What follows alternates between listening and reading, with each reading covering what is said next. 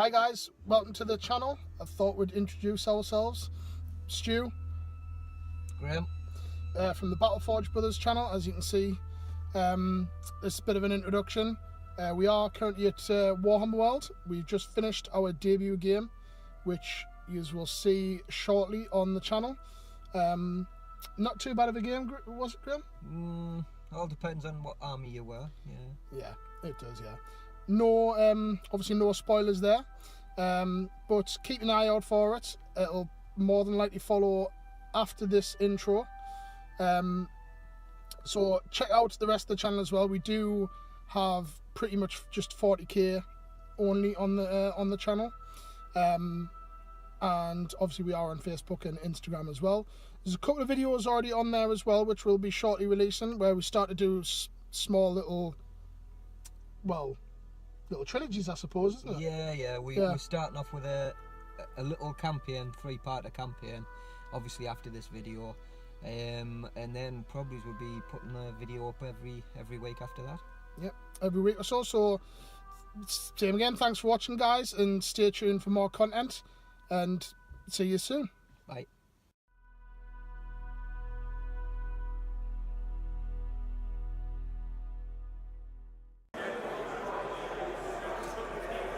Hello guys, welcome to our YouTube channel for Battleforge Brothers. This is our debut game, and what a place to do it.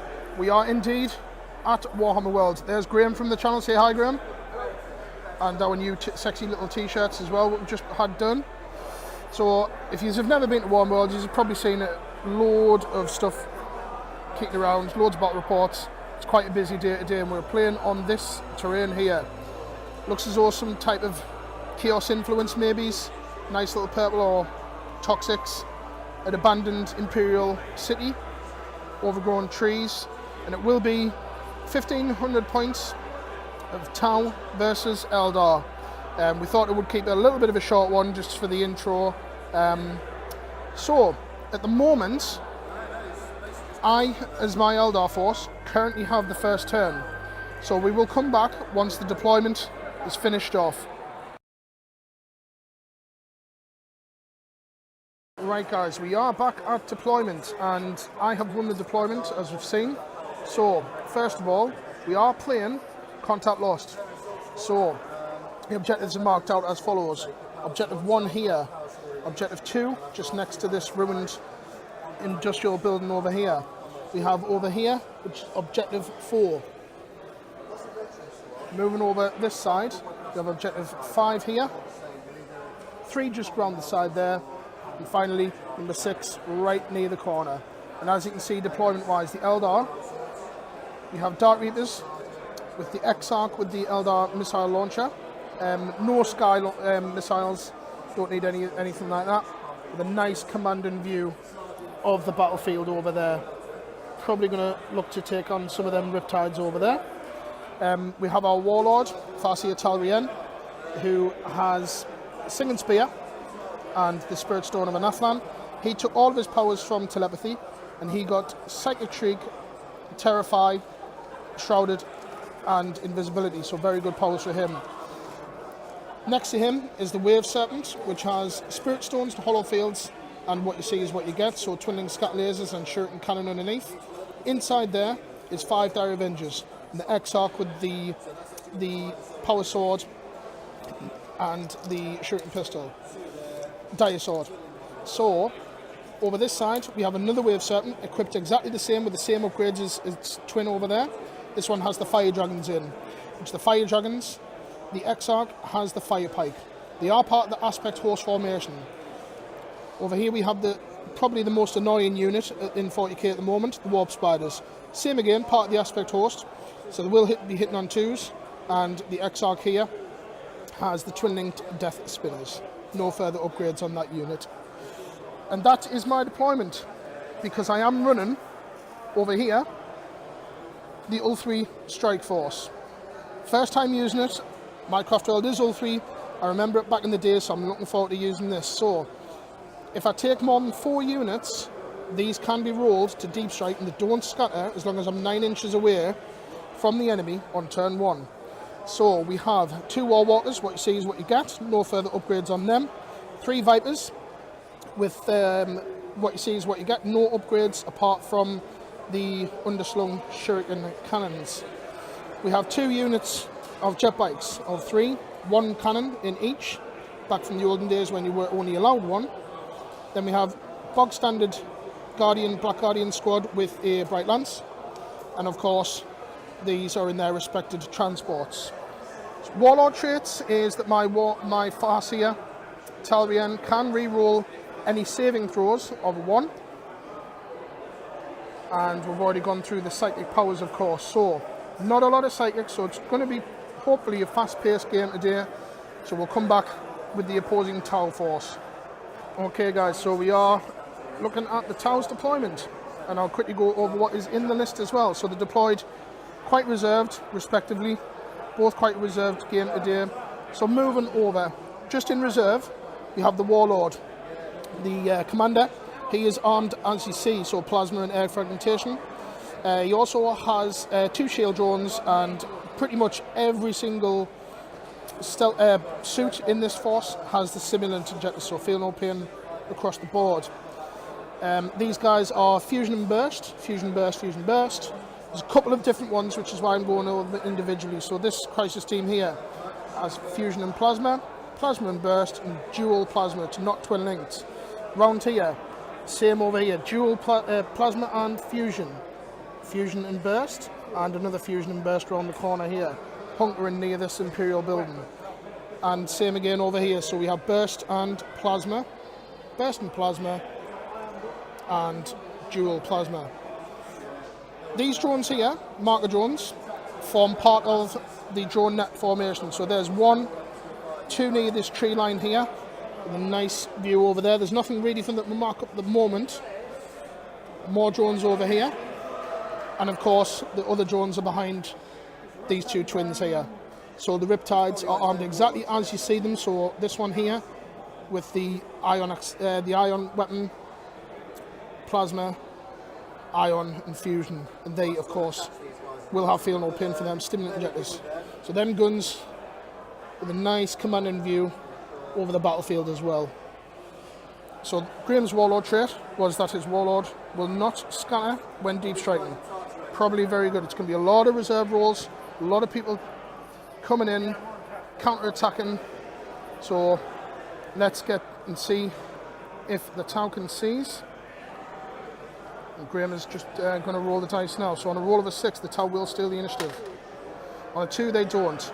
So it looks as though it is Eldar Ulthwe, turn 1.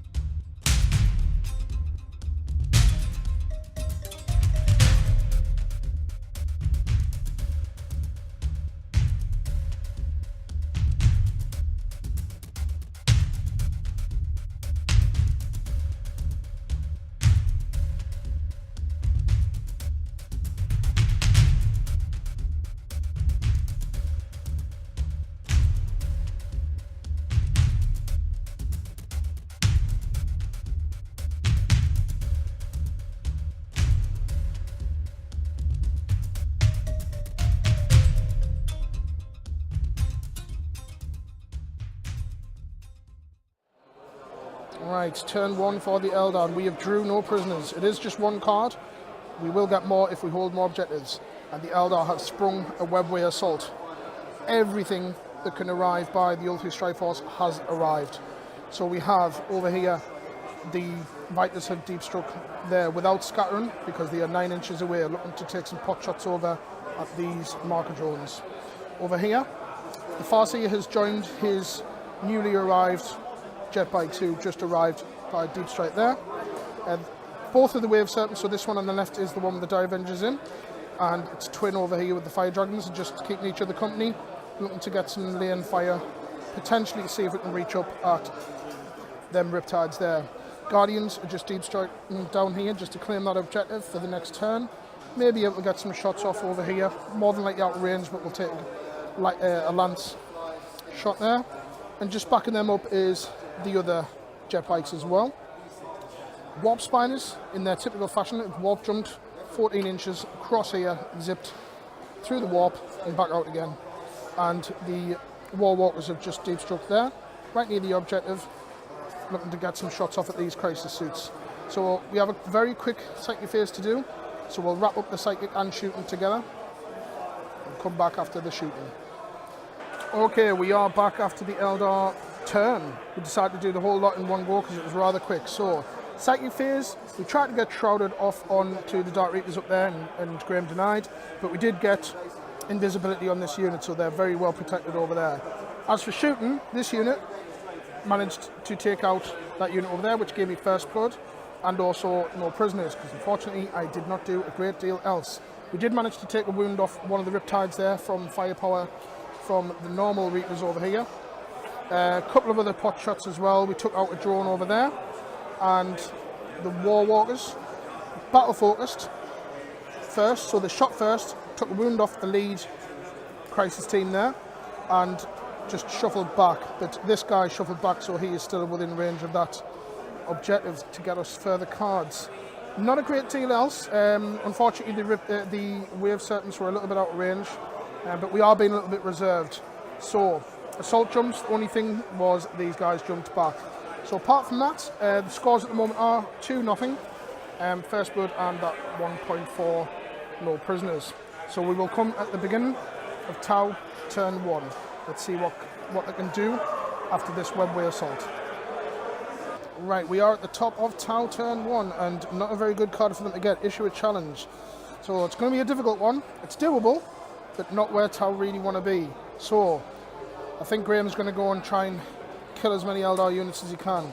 So this crisis team has jumped across. This team is just staying where they are for now. Hopefully on the assault jumps they might be able to get down without it dangerous.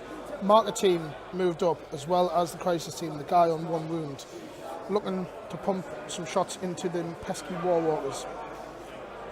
Looking across, it looks as though there's going to be a lot of firepower pumping into these.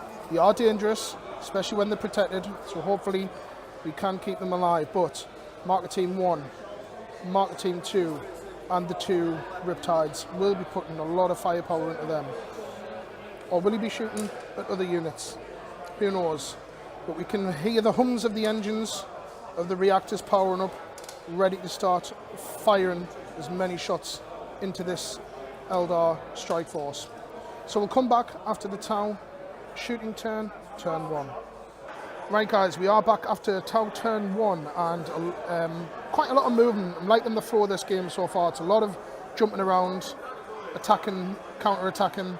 So movement wise, a lot of stuff has shifted around. So basically the 2 Riptides have came down there, then they've opened fire at these, exploded one of the Vipers, and took 2 wounds on the drones, but as you can see, absolutely fine. Then Assault had jumped round here. The reason we've got the blue dice to represent a 3 is that them guys did overreact their Nova reactors and gave 3+ in runs. And over this way, War Walkers are gone. That took firepower from with these guys and these guys as well, from the help from the marker lights, lighting them up. So they've took them out and jumped across here as well. So apart from that, not a great deal else left to do. Current scores are still 2-0.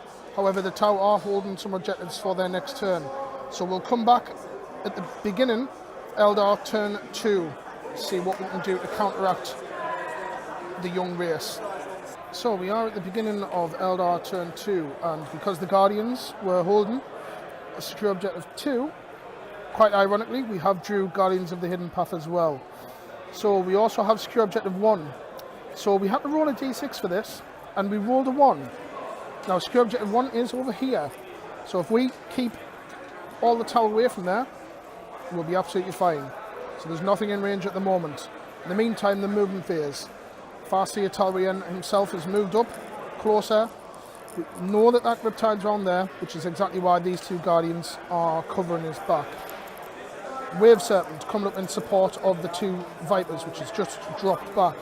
Thrusters have just pulled back, and they're looking to take on some of these market drones. We need to take the eyes away from this Tau force. The Reapers, of course, not much more for them to do, but apart from to sit and shoot. So we're looking at that Riptide there, or potentially some markers if these guys fail. Guardians staying exactly where they are. They're fine where they are. They're going to put some shots into this Crisis team over here, and they are backed up by their Wave Serpent. So it's quite nice that the Eldar are moving together, supporting each other as Eldar should. Specialist units. Warp Spiders have jumped ahead, backed up again by jet bikes, looking to take on this Crisis team as well. So each unit working within each other.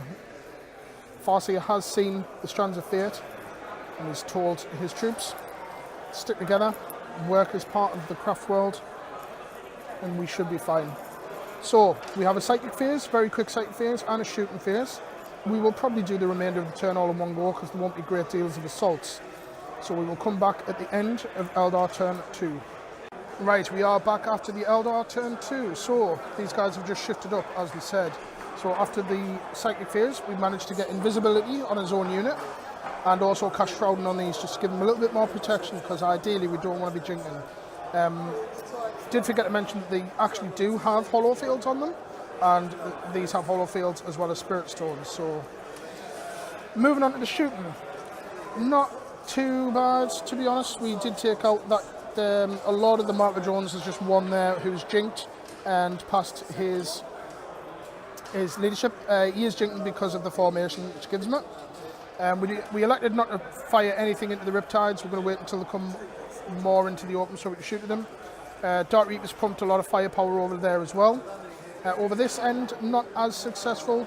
Managed to put a wound over there, but feel no pain pretty much across all of these. And we took out one and put a wound on there as well. So we also jumped back in the assault phase because we didn't warp jump. So at the end of that, we did manage to secure this. We did keep everything away at 12 inches, so that puts the Eldar on 4 to the Tau's 0. So the Tau do need to come back, but it is only early doors. It is only their turn 2. So the commander will have to roll to see if he comes on. So I think Graham's going to roll that on camera, so on a 3-up. He is here, and because of his warlord trait, he won't scatter. So can the commander change the tide of this game? Is he going to make a dent, or is he going to be more tactful? We'll have to wait and see. After Tau, turn 2. Right, so we are at the top of Tau turn 2. So, because Graham had a couple of objectives held, so he has the greater good. Scored D3 at the end of the turn if he controls something I had. Psychological warfare and secure objective 6. So the Tau have moved across. We have done movement. So this Crisis team, as well as the other two there, jumped across. Look as though the Guardians are going to get it in the face. Drones just shifting along. These guys are still set up here and just pumping across over here. The lonely marker drone has just moved through cover over here. The terrified Riptide and his twin have just pulled back a little bit, looking to unleash some shots either at the Wave Serpent or the Vipers. They have done their Nova reactors, and they have kept their 3-up in run just to keep them even more survivable. And of course, the commander himself, with precision strike, has jumped down with his bodyguards, looking to get some rear armor shots either at the Wave Serpent or to help out against the Vipers. So we will not have a psychic phase for the Tau. They don't even know what the warp is. And then we will come back after the shooting phase.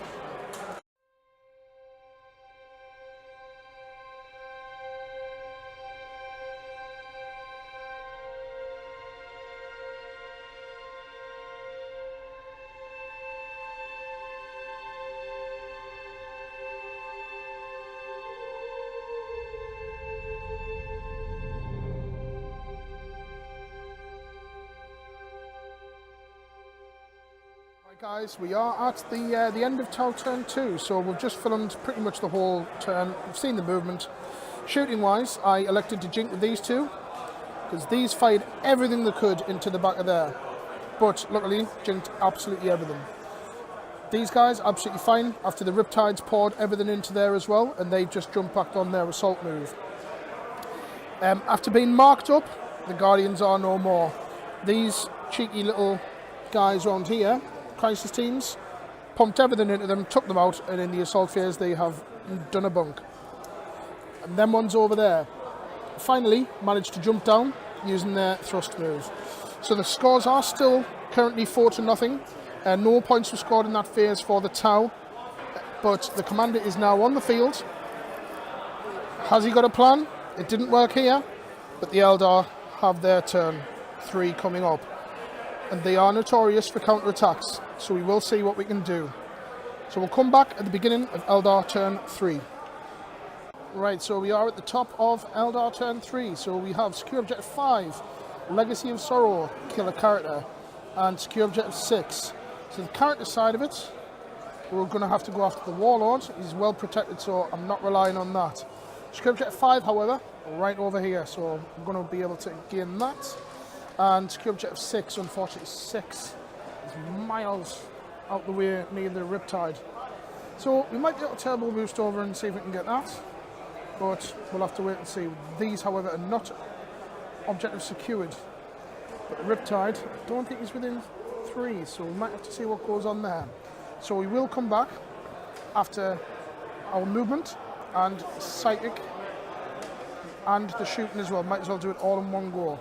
And just these guys are still jinking as well. So we'll be back after Eldar turn 3. Right guys, we are back after the end of Eldar turn 3 very quickly. So everybody just shuffled round to firing positions, snap firing these two, shot down, didn't do any damage. However, the Dart Reapers, the Eldar missile launcher firing a plasma missile, and also with his normal weapons as well from the other guys, have shot down, instant killed one of these guys on the strength 8. Not enough to force the morale, also took out shield drone as well, but they are still there. The Farseer and everyone is shifted up there. You also cast invisibility on him. He cast Shrouded over there. One of the best things he did, however, is you'll notice there's no Riptide. Where's he gone? Well, he got terrified. Farseer made him frightened, psychic shrieked him, made him run off the board. Brilliant. So just further stuff over this way. The jet bikes alongside with their aspect brethren fired round here, wiped out the remaining crisis teams here. The Wave Serpent shot through to cover and took 1 wound off this crisis team here as well. So overall, not too shabby at all. Apart from that, points wise, that puts us on 6-0 because we did secure objective 5 with the Wave Serpent and objective 6 over there with the Farseer and his bodyguard. We did, however, elect to keep Legacy of Sorrow because we may be able to get that killing the Tau commander, but the Tau are on desperate times. So we'll come back at the top of Tau turn 3. Right, so we're at the top of Tau turn 3. You have Patient Hunter scoring 1 victory point if he kills something from his deployment. Very, very doable. Secure objective 3, 6, and the Greater Good. So he needs to take control of an objective which was controlled by me.